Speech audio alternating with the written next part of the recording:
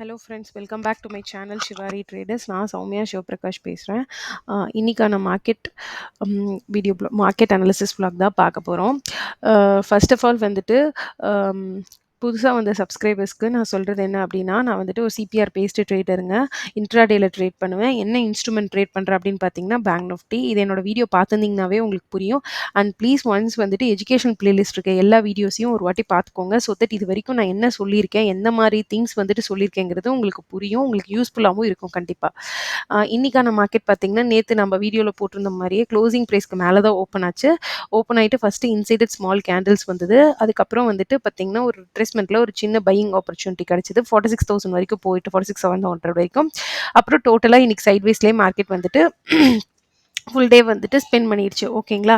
இந்த மாதிரி சைட்வேஸில் இருக்கும்போது பார்த்தீங்கன்னா நமக்கு எப்போவுமே வந்துட்டு ஆப்ஷன் பையராக இருந்தோம்னா லாஸ் தான் வரும். ஓகேங்களா? இந்த இடத்துல நமக்கு வந்துட்டு இந்த இந்த மாதிரி சைட்வேஸில் நமக்கு ப்ராஃபிட் கிடைக்காது. பட் ஆப்ஷன் செல்லராக இருக்கவங்களுக்கு வந்துட்டு கண்டிப்பாக வந்துட்டு ஒரு ப்ராஃபிட் கிடைக்கிறதுக்கான சான்சஸ் இருக்குது. ஏன்னா டைம் டிகே இருக்குது. ஓகேங்களா?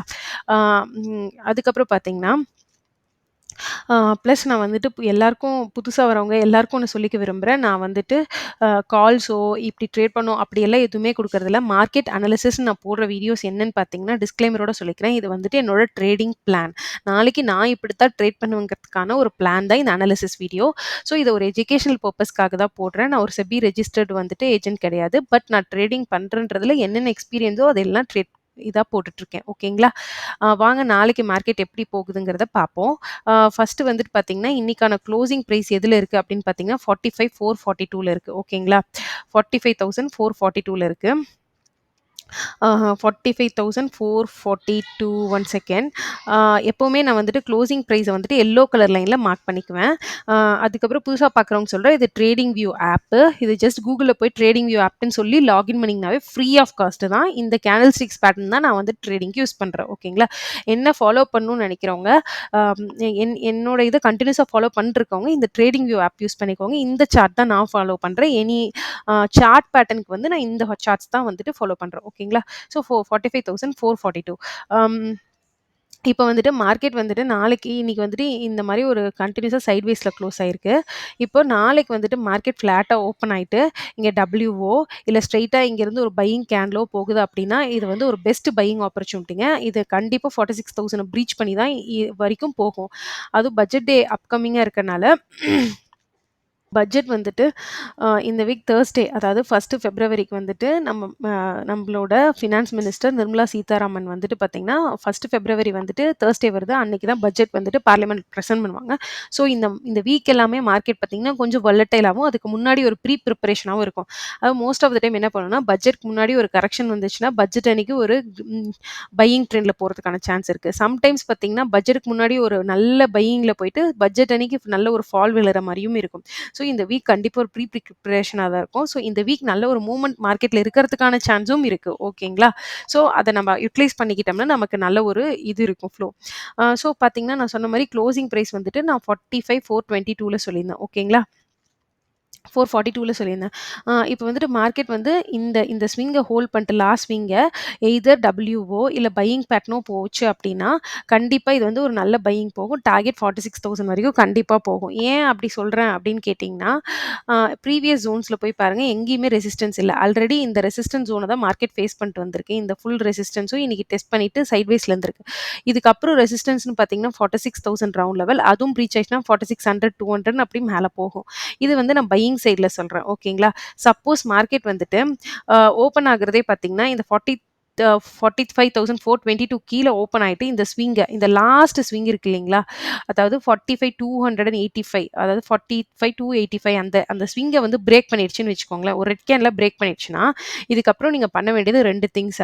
எய்தர் ஃபஸ்ட்டு 5 மினிட்ஸ் கேனில் இது ரெட் கேலராக பிரேக் பண்ணிடுச்சு அப்படின்னா நீங்கள் வந்துட்டு எய்தர் இது கீழே திரும்ப ரெட்டாகவே பிரேக் ஆச்சு அப்படின்னா கண்டினியூஸாக இந்த சின்ன கேனில் கிடச்சதுன்னா ஸ்டாப் லாஸ் வச்சு இங்கே செல் பண்ணலாம்.